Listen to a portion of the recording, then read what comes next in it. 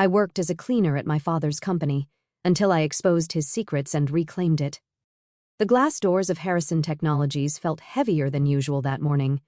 Maybe it was the weight of what I carried in my pocket, a stock certificate proving I now owned 2% of my father's company.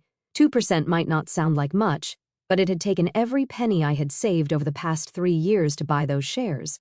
More importantly, it was just the beginning. My name is Elizabeth Harrison, but nobody at Harrison Technologies knows that. Here, I'm just Beth Williams, the quiet woman who comes in at night to clean offices, the same woman who spent the last 3 years watching, learning, and slowly piecing together her plan. While the nighttime security guard dozed at his desk, I adjusted my cleaning cart, making sure the supplies were neatly arranged. Everything had to look normal, especially today. As I pushed the cart toward the elevator, I caught my reflection in the polished brass doors. At 28, I looked more like my mother than ever, the same dark hair, the same determined set to my jaw. My father wouldn't recognize me even if he looked straight at me. He hadn't seen me since I was a baby, and he never looked for me since. The elevator doors opened to the executive floor, and I stepped out into the familiar silence of the night shift. The floor-to-ceiling windows offered a spectacular view of the city lights, a view my father enjoyed from his corner office every day. I'd memorized every detail of that office during my late-night cleaning sessions, the vintage sailing photos on the walls, the collection of rare books he never read, and most importantly, the papers he carelessly left on his desk. "Evening, Beth," called out Jerry, the night security guard, barely looking up from his crossword puzzle. "Quiet night ahead." I smiled and nodded, the same routine we'd followed for 3 years. Jerry had no idea that under my cleaner's uniform, I wore a wireless earpiece connected to my phone in my pocket. A tiny camera was ready to document anything interesting I might find on Alexander Harrison's desk tonight. "Starting with the break room tonight," I said, though I knew exactly where I'd be heading first. Harrison Technologies was about to announce a major acquisition, and I needed to know the details before making my next move. As I pushed my cart down the hall, I thought about how it all began. My mother, Sarah Williams, had been a junior accountant at Harrison Technologies 29 years ago. She'd fallen in love with a young, ambitious Alexander Harrison, who was already making a name for himself in the tech industry. The relationship had been brief but intense, until she told him she was pregnant. His response had been swift and cruel, a severance package, a non-disclosure agreement, and a clear message to disappear. My mother, young and scared, had taken the money and moved across the country. She'd raised me alone, never hiding the truth about my father but never letting it define me either. "Get an education," she'd always said. "That's something no one can take from you." I did more than that. I earned my MBA, specialized in corporate finance, and spent 5 years at one of the top investment firms in New York, all while keeping tabs on Harrison Technologies and the father who'd never wanted me. The irony wasn't lost on me. I could have walked into Harrison Technologies through the front door, resume in hand, and probably landed a decent position, but that wasn't my plan. I needed to understand the company from the ground up, to see its true inner workings, not just what was presented in board meetings and quarterly reports. I approached Alexander Harrison's office, my heart rate picking up slightly as I inserted my cleaning key into the lock. The familiar click felt different tonight, more significant. Maybe because this was the first time I was entering as a shareholder, even if a minor one.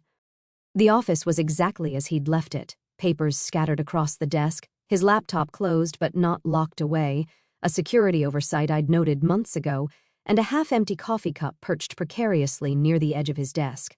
I started my usual cleaning routine, but my attention was focused on the document partially hidden under a folder marked confidential. As I dusted his desk, I carefully shifted the papers so my hidden camera could capture the contents. Acquisition details, just as I'd suspected. But something else caught my eye, a personal letter, handwritten on expensive stationery. My hands trembled slightly as I read the first lines. "Dear Alexander, as my health continues to decline, we need to discuss the future of Harrison Technologies." It was from Thomas Harrison, my grandfather, the founder of Harrison Technologies. I'd never met him, but I'd studied everything about him while planning my strategy. He built this company from nothing, turning a small software development firm into a tech giant. Now, at 82, he was apparently facing his mortality and questioning his son's leadership. I photographed the letter quickly, my mind already racing with the implications. If Thomas Harrison was worried about the company's future under Alexander's leadership, It could explain the rumors I'd been hearing about potential board restructuring. The sound of footsteps in the hallway made me freeze. Not Jerry's shuffling walk. These were purposeful steps, accompanied by voices. I quickly returned everything to its original position and grabbed my cleaning supplies, making sure to look busy as the office door opened. "Need to handle this carefully," a male voice was saying. "The old man can't just—" Alexander Harrison stopped short when he saw me, his expression shifting from surprise to annoyance. "What are you doing here?" I kept my eyes down, playing the part of the apologetic cleaner. "Sorry, sir, just finishing up. I'll come back later. No need," he said dismissively. "We'll be working late. Skip this office tonight." I nodded and hurried out, pushing my cart past him and the man I recognized as James Porter, the company's CFO. As I closed the door behind me, I caught a glimpse of my father's face, the face I'd studied in magazines and company photos for years. He looked tired, worried even. The letter from my grandfather must have hit harder than I thought. Back in the hallway, I let out a slow breath. Close calls were part of the job, but this one felt different. Maybe because I'd seen something in my father's eyes I hadn't expected: fear. Alexander Harrison, the man who built his reputation on being untouchable, was afraid of losing control. I continued my rounds, but my mind was working overtime. The pieces were falling into place faster than I anticipated. Thomas Harrison's letter, the acquisition plans, the board restructuring rumors. It all pointed to a company in transition, and transition meant opportunity. 3 years ago, when I first took this job, my plan had been simple: gather information, build evidence of my father's questionable business practices, and use it to force him to acknowledge me. But somewhere along the way, it had evolved into something bigger. I didn't just want acknowledgement anymore. I wanted what should have been mine all along: a place at Harrison Technologies, not as a cleaner, not even as Alexander Harrison's daughter, but as someone who could lead this company better than he ever had. The 2% ownership I'd acquired was just the beginning. With the right moves and the information I'd gathered, I could position myself to take control when the inevitable power struggle began. As I finished my shift and packed up my cleaning cart, I thought about my mother. She passed away 2 years ago, never knowing I'd taken this job, never knowing I'd found a way to infiltrate the company that had once cast her out. Part of me wished she could see me now, but another part was glad she couldn't. She'd always warned me about the price of revenge, about how it could consume you if you weren't careful. "This isn't about revenge," I whispered to myself as I walked to my car. "This is about justice." But as I drove home to my modest apartment, I couldn't help wondering if there was really a difference. The stock certificate in my pocket felt heavier than ever, a tangible reminder of the line I'd crossed. There would be no going back now. I parked in my usual spot and took the stairs to my third-floor apartment, my mind already working on the next phase of my plan. The letter from Thomas Harrison had changed the timeline. I needed to move faster, be bolder. If my grandfather was indeed dying, the power structure at Harrison Technologies would soon be up for grabs. Inside my apartment, I went straight to my home office, a small room that looked nothing like the modest dwelling of a cleaning woman.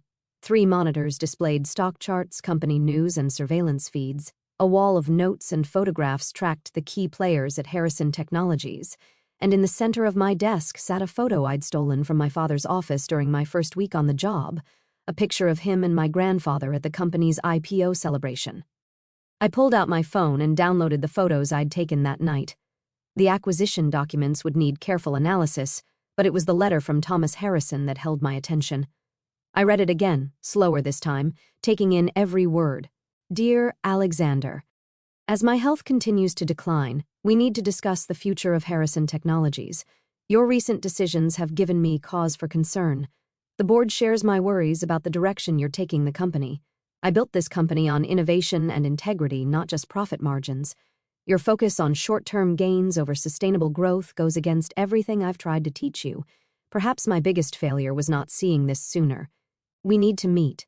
There are things you don't know, decisions I've made that will impact the future of Harrison Technologies. Don't make me formalize this through the board. Your father, Thomas." I sat back in my chair, a smile playing at my lips. Thomas Harrison wasn't just worried about the company, he was preparing to take action. The question was, how could I use this to my advantage?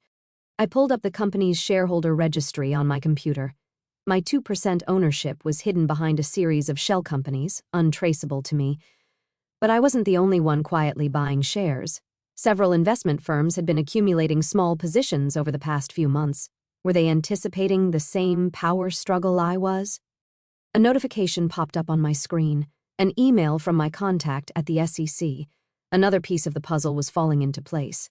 Tomorrow I would take the biggest risk yet in my carefully orchestrated plan. Tomorrow I would start the process of becoming Harrison Technologies' largest independent shareholder. As I prepared for bed that night, I caught my reflection in the bathroom mirror. For a moment, I saw my mother's face again, the same determination, the same hint of sadness around the eyes. "I'm doing this for both of us, Ma," I whispered. But as I lay in bed staring at the ceiling, I wondered if that was really true.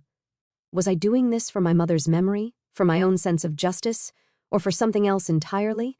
The answer, I suspected, would become clear soon enough.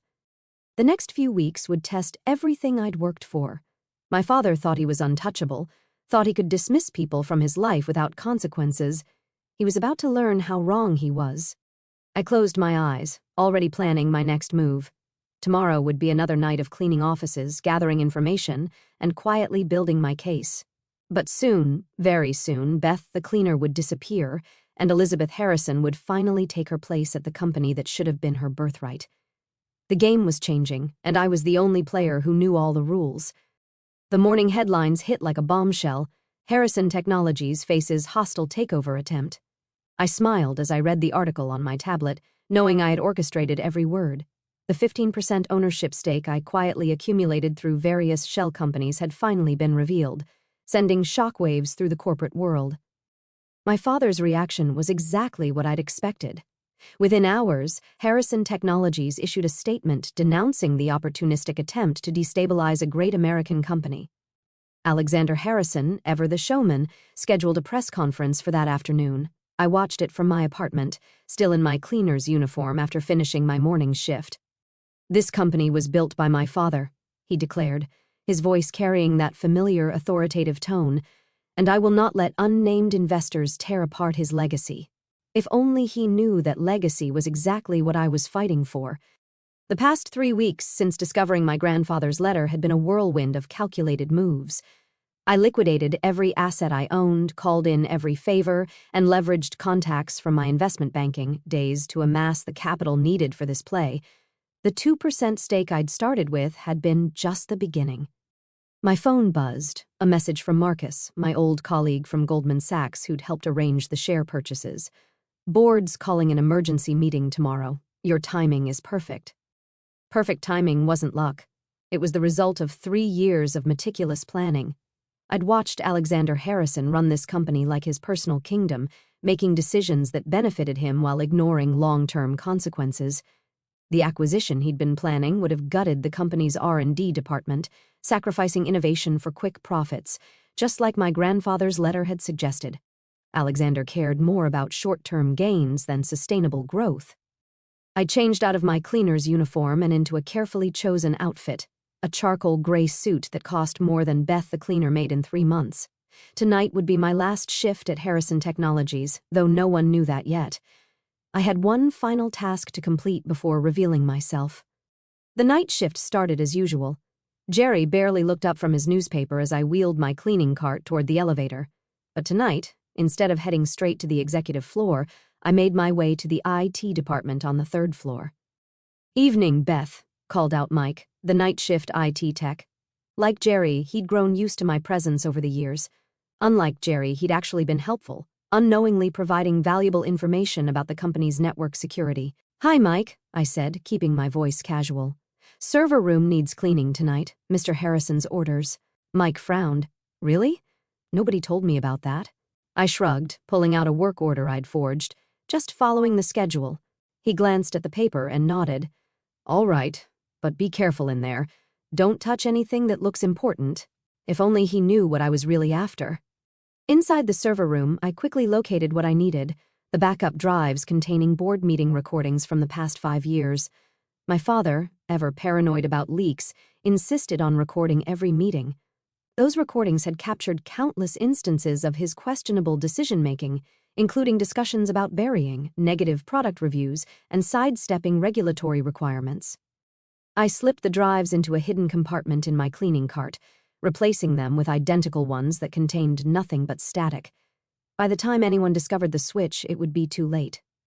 As I finished my rounds, I took one last look at my father's office. The space that had once intimidated me now seemed smaller, less impressive. The vintage sailing photos, the rare books, the elaborate desk, all of it spoke to a man more concerned with appearances than substance. "Goodbye, Beth," Jerry called out as I left for the last time. "See you tomorrow," I replied softly, knowing I'd never see him again. Back home, I carefully added the stolen drives to my evidence wall. Tomorrow, everything would change. The board meeting was scheduled for 9 a.m., and I had no intention of missing it. I spent the night reviewing my presentation, making sure every detail was perfect. The hostile takeover attempt was just the opening move. Once the board saw the evidence I'd gathered, the financial mismanagement, the ethical breaches, the pattern of decisions that put personal profit above company interests, they would understand why Alexander Harrison needed to be removed. Morning came too quickly and not quickly enough. I dressed carefully in a tailored black suit, my mother's sapphire pendant around my neck. The pendant was the only piece of jewelry she kept from her time with Alexander, a gift from him during their brief relationship. She'd given it to me on my 21st birthday, saying, "Remember who you are, not just whose you are." The Harrison Technologies lobby felt different as I walked through the main entrance instead of the service entrance. A security guard at the desk didn't recognize me without my cleaner's uniform. "May I help you?" I handed him my ID, my real ID, Elizabeth Harrison, for the board meeting. His eyes widened slightly at the name, but he quickly composed himself and made a call. Within minutes, I was being escorted to the boardroom on the top floor. The room fell silent as I entered. 12 pairs of eyes turned to stare at me, but I only cared about 2. My father, standing at the head of the table, looked confused and irritated by the interruption, and my grandfather, Thomas Harrison, sitting in his wheelchair by the window, studied me with an intensity that suggested he already knew who I was. "Who are you?" Alexander demanded.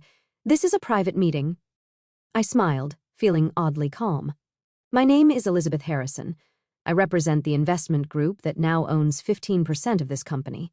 I paused, letting that sink in before adding, "I'm also your daughter." The silence that followed was deafening. Alexander's face went pale, then red. "This is ridiculous," he sputtered. "Security!" "I wouldn't do that," I said, pulling out a USB drive. "Not before the board sees what's on here." Thomas Harrison held up a hand, stopping the security guard who'd started toward me. "Let her speak." For the next hour, I laid out my case, the financial records showing Alexander's mismanagement, the evidence of ethical breaches, the pattern of decisions that had weakened the company's competitive position. With each revelation, I could see the board members' expressions shifting from skepticism to concern to outrage. "This is a fabrication," Alexander interrupted, his voice shaking. "She's trying to destroy everything we've built." "No," I said firmly. "I'm trying to save it.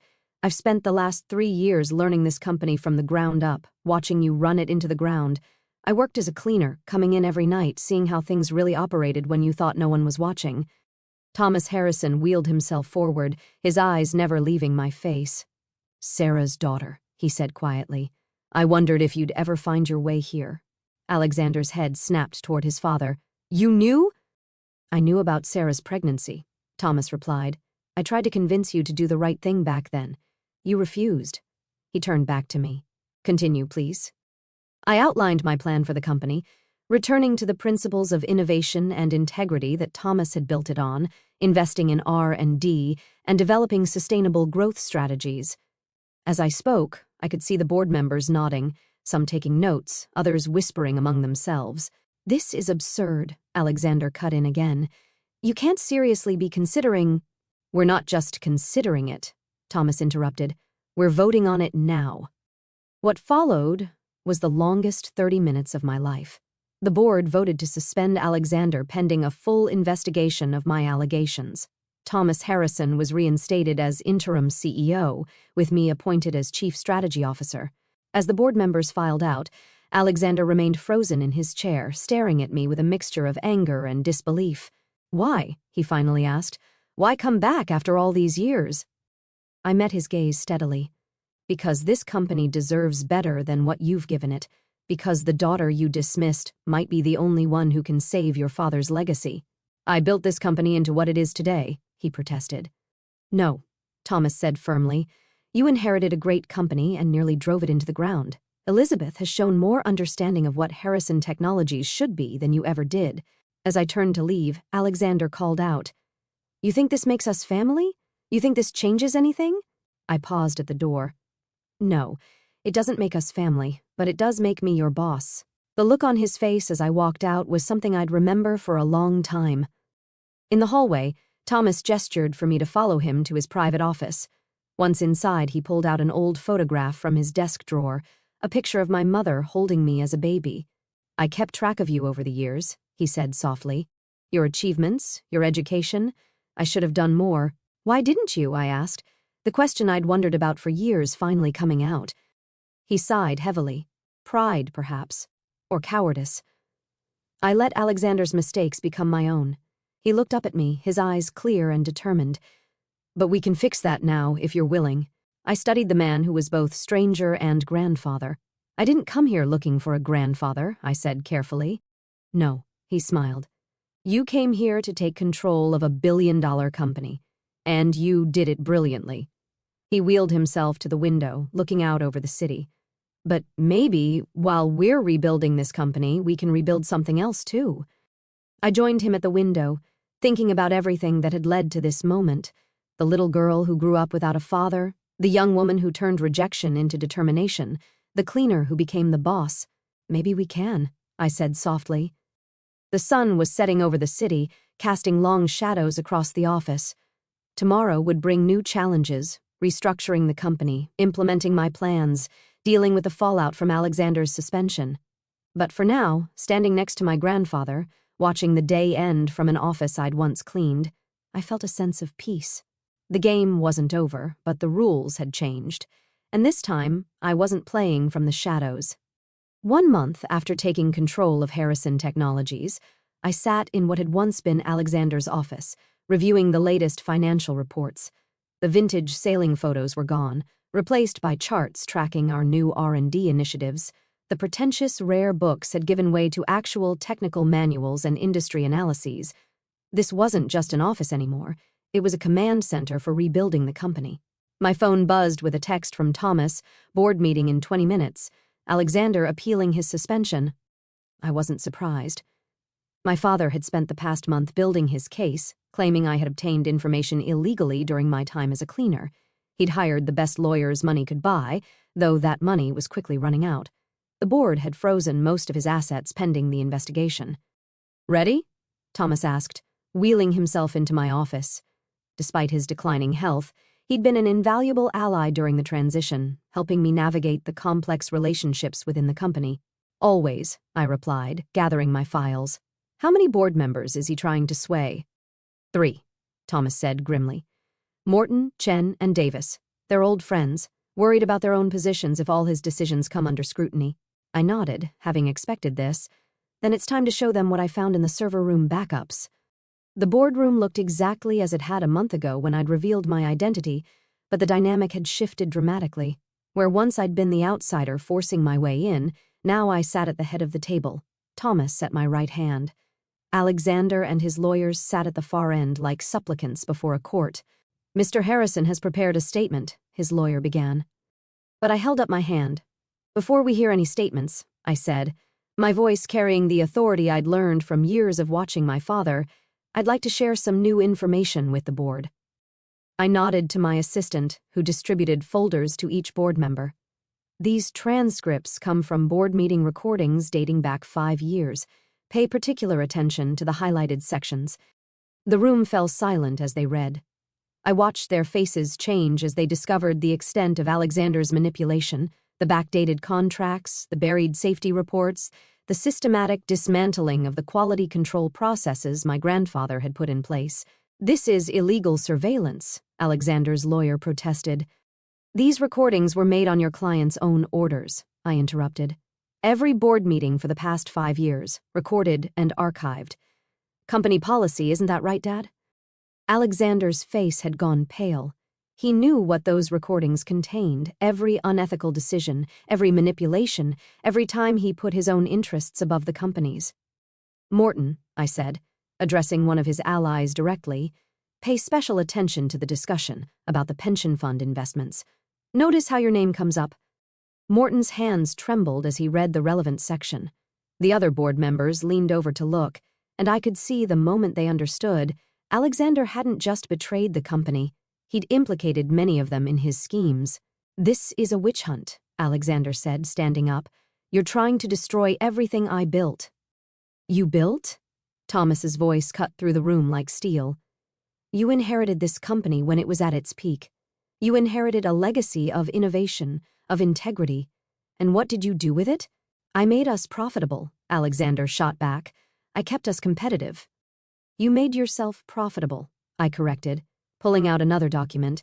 "This analysis shows the correlation between company decisions and your personal stock trades. Notice how you always seem to sell before bad news went public or buy before positive announcements." The lawyer whispered something urgently in Alexander's ear, but he brushed him off. "You're just like your mother," he spat. "She tried to trap me too, showing up with her pregnancy test and her dreams of playing happy family." The room fell silent. I stood slowly, letting his words hang in the air. "My mother never trapped you. She loved you, believed in you. Her mistake was thinking you were capable of loving anything other than power and money." "And what do you love?" he demanded. "You infiltrated this company, spied on us, manipulated your way into control." "I love what this company could be," I said firmly. "What it was meant to be. I spent 3 years cleaning these offices, watching talented people being held back by your ego. I saw innovations buried because they didn't fit your short-term profit goals. I watched you slowly kill everything my grandfather built." "Our grandfather," he corrected bitterly. "No," Thomas said quietly. "She earned the right to call me that. You lost it." The board voted unanimously to make Alexander's suspension permanent. His allies, seeing evidence of his manipulation, turned on him to save themselves. As security escorted him out, he turned to me one last time. "You think you've won?" he asked, his voice breaking. "You think you can run this company better than I did?" I met his gaze steadily. "I already am." The next few hours were a blur of paperwork and preparations. The press would need to be notified, statements prepared, markets managed. But before all that, I had one more task to complete. I went down to the lobby, where Jerry was just starting his night shift. He looked up in surprise as I approached his desk. "Miss Harrison," he said uncertainly. I guess you were Beth?"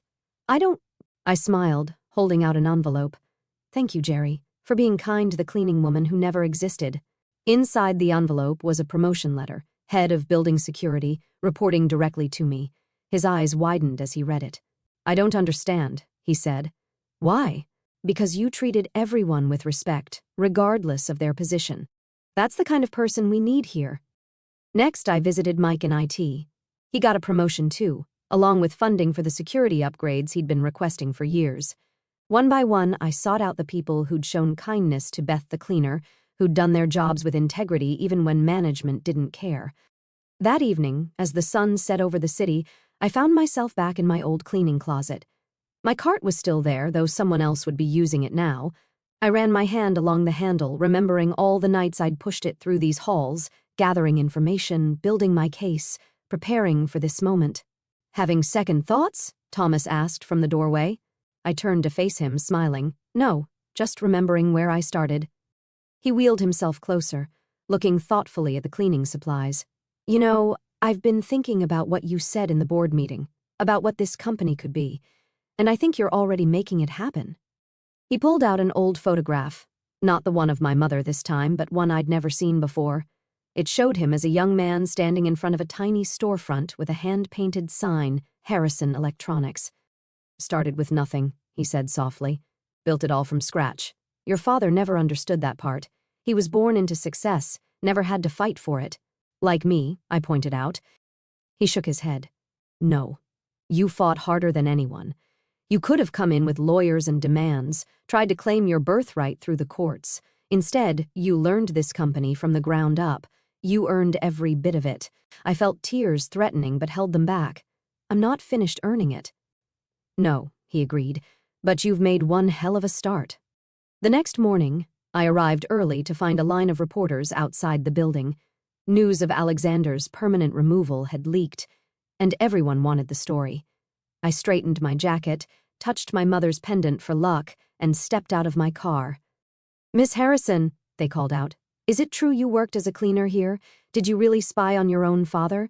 What are your plans for the company?" I paused at the top of the steps, thinking about everything that had brought me to this moment. The little girl who grew up without a father, the woman who spent years planning her revenge, the cleaner who became CEO. "Harrison Technologies is entering a new era," I said clearly. "We're returning to our roots of innovation and integrity while moving forward into the future. As for working as a cleaner, yes, I did, because sometimes the only way to really understand a company is to see it from the ground up." Later that day, I received a package. Inside was a frame containing my old cleaning uniform, with a note from Thomas, "Never forget where you started. It's what makes you different," from him. I hung it on my office wall, right where Alexander's sailing photos used to be, a reminder that success isn't about what you're given, but what you're willing to work for. That evening, as I worked late in my office, I caught a glimpse of the night cleaning crew starting their rounds. They moved differently now, heads held higher, more confident. Word had spread about my story, and suddenly the invisible workers weren't so invisible anymore. I touched my mother's pendant, wishing she could see what I'd accomplished. She'd always told me that revenge wasn't the answer, that it would consume me if I let it. But this didn't feel like revenge anymore. It felt like justice, like restoration. My phone buzzed. A message from Alexander's lawyer. He wanted to meet to discuss terms. I deleted it without responding. There was nothing left to discuss. The past was the past, and I had a company to run. As night fell over the city, I stood at my office window, looking out at the lights below. Somewhere out there, my father was probably plotting his next move, trying to figure out how to regain what he'd lost. But he'd never understand what he'd really lost. Not the company, not the power, but the chance to know his daughter. His loss. I decided I had work to do. The cleaning cart still sat in my old closet, a reminder of where this all began. But now it was just that, a reminder. The game was over, and I had won. Not just for myself, but for my mother, for my grandfather, and for every person who'd ever been underestimated or overlooked. Sometimes the best revenge isn't revenge at all. Sometimes it's simply becoming everything they said you couldn't be. I am Elizabeth Harrison, daughter of Alexander Harrison, granddaughter of Thomas Harrison. But more importantly, I am the woman who cleaned offices at night and became CEO by day. I am the proof that where you start doesn't determine where you finish. And I'm just getting started.